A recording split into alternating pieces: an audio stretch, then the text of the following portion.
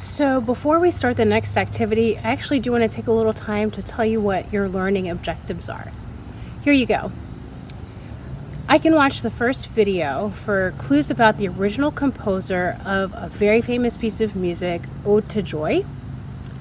I am beginning to understand how musical concepts like tempo and rhythm relate to both physical and virtual spaces. Here's some success criteria.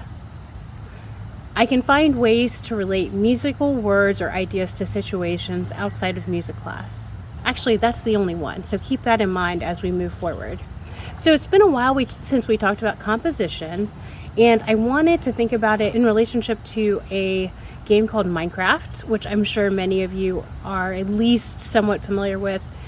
If you've never heard of it, it's a randomly generated three-dimensional world that uses cubes as building blocks for making all kinds of things.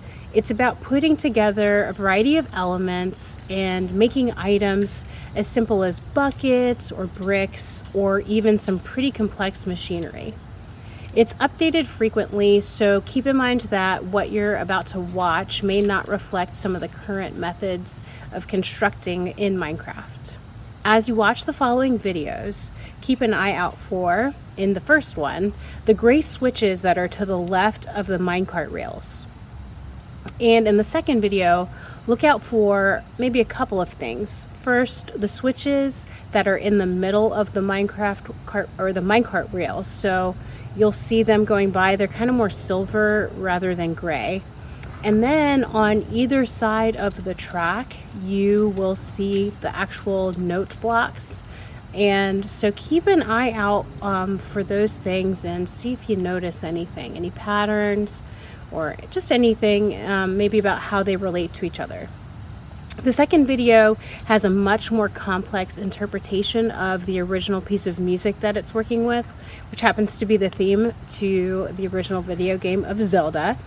So see if you can listen for two separate voices or almost like two separate instruments or parts and how they interact with each other to get clues about what you are hearing from seeing things in the visual environment.